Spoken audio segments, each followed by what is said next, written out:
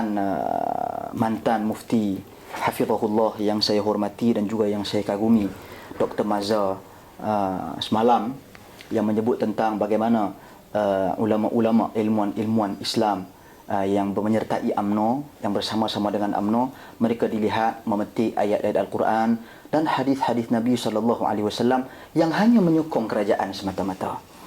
Dan begitu juga kenyataan beliau tentang bagaimana dilihat ilmuwan-ilmuwan ini, ulama-ulama di dalam UMNO ini memahami teks Al-Quran dan hadis secara literal, dan dia menggelar dan dia melabelkan literalis katanya. Saya tidak suka kepada label-label. Saya pun tidak ingin melabel kenyataan-kenyataan beliau dan ideologi beliau. Cuma apa yang ingin saya nyatakan di sini, di mana literalnya? Di mana literalnya di mana?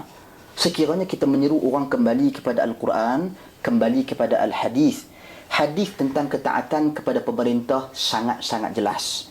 Hadis tentang ketaatan kepada pemerintah walaupun kita tak suka, walaupun kita disiksa, walaupun kita ditangkap, walaupun harta kita dirampas, sangat jelas kewajipan mendengar dan mentaati.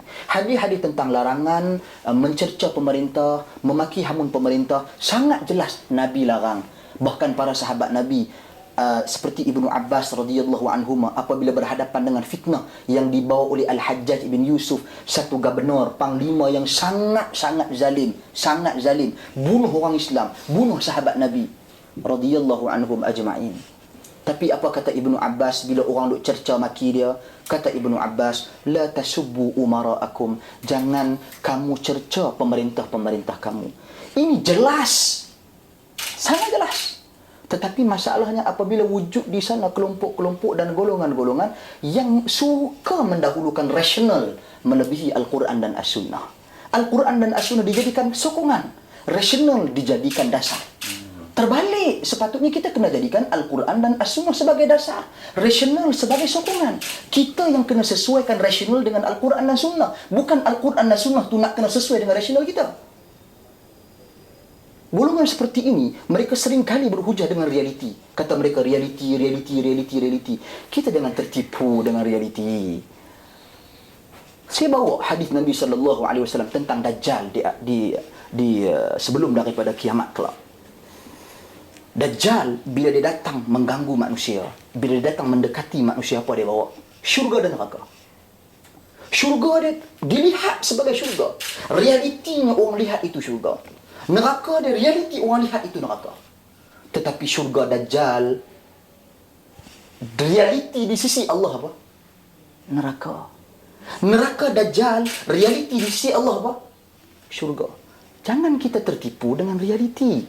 Selalu kita berhujah dengan realiti. Selalu kita berhujah dengan emosi. Selalu kita berhujah dengan emosional, dengan rasional. Semata-mata membelakangkan nas-nas Al-Quran dan hadis yang sangat jelas. Kita nak guna hadis-hadis yang tak jelas. Nak ambil hadis jiran.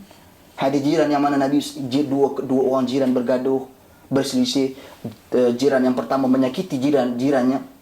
Maka orang yang disakiti ini, jiran yang disakiti ini melapor hal ini kepada Nabi SAW. Nabi kata, okey, keluarkan barang-barang kamu, letak di tepi jalan. Bila orang lalu, orang tanya mengapa, bagi tahu jiran kamu telah menyakitimu. Ini antara dalil-dalil yang dia guna pakai untuk keharusan berdemonstrasi. Saya sangat heran. Benda-benda ni tak jelas. Apa yang Nabi suruh dia buat? Nabi suruh dia keluar melalak ke? Nabi suruh dia keluar mencaci maki pemerintah ke? Nabi suruh dia tutup jalan ke? Nabi suruh dia sesakkan jalan ke? Nabi suruh dia melakukan pembaziran ke? Semua ini perlu dilihat secara detail. Masuklah Islam, wahai manusia, secara menyeluruh. Kalian bercakap perlu Islam secara menyeluruh, terima Islam secara menyeluruh. Ini adalah ciri-ciri menerima Islam secara menyeluruh. Bila kita membahaskan tentang demonstrasi, saya tak cakap pasal bersih saja. Saya cakap pasal semua demonstrasi. Tidak ada manfaat. Pembaziran, buang masa, tutup jalan, manusia bercampur aduk lelaki dan perempuan dan sebagainya. Mereka tak tengok dah yang tu. Mereka kata, tak, kita matlamat kita ya. Apakah matlamat menghalalkan cara? Buat bicara macam mana ikut suka kita? Bertakwalah kepada Allah. Islam itu sempurna. Melihat dari sudut akhlaknya, melihat dari sudut ibadatnya, melihat dari sudut akidahnya. Ketiga-tiga perkara ini terangkum menghasilkan Islam yang sangat indah dan sangat cantik. Jadi saya nasihatkan, janganlah oleh kerana kita tiada hujah, kita mula gelabah, duk gelabah. Kita petik anu, label orang lebih, label orang ni. Perkara seperti ini tak sewajarnya berlaku. Bahkan saya nasihati diri saya sendiri, Dr. Mazhar dan sesiapa sahabat-sahabat dalam memperkatakan isu ini, kita berhak untuk mengkritik. Berhak untuk mengkritik. Tetapi kritiklah dengan kritikan yang bersifat ilmiah, tanpa melakukan sebarang label, tanpa melakukan sebarang tuduhan secara khusus, tanpa merendah-rendahkan orang lain. Dan apabila kita bersiap sedia mengkritik orang, maka kita perlu juga bersiap sedia untuk dikritik. Dan kita juga kena menerima kritikan secara terbuka. Saya bercakap perkara ini mewakili ahli-ahli dan ilmuwan-ilmuwan Islam yang turut serta di dalam UMNO itu sendiri. Yang mana kita bercakap, lihat perkataan-perkataan kita. Apakah kita bercakap kerana kepentingan? Adakah kita bercakap hanya bersih ambiga saja tak boleh, yang lain boleh? Yang patriot boleh buat, yang pemuda UMNO boleh buat? Hukum dia sama, tak boleh kita bercakap dari sudut Islam. Kita ingin membuktikan bahawasanya Islam itu mendahului segala-galanya. Islam itu di tempat yang teratas. Tetapi apabila kita bercakap, nak sesuaikan dengan suara ramai, nak sesuaikan dengan kehendak orang ramai. Kehendak orang ramai ni Allah dah pesan, jangan ikut. Allah dah pesan dalam apa nama? Wahid, kata Nabi, kata Allah Subhanahu wa taala, wala tattabi'u ahwa'ahum. Jangan kamu ikut kehendak hawa nafsu mereka. Wahdharhum, dan kamu kena berhati-hati agar mereka tidak memalingkan kamu daripada sebahagian ayat-ayat yang telah Allah turunkan. Suara ramai tak boleh. Agama kita bukan terdiri daripada suara ramai. Agama kita terdiri daripada Al-Quran, As-Sunnah dan juga ijma', kesepakatan para ulama dan ahli ilmu. Maka kita kena berhati-hati. Dan itu nasihat saya.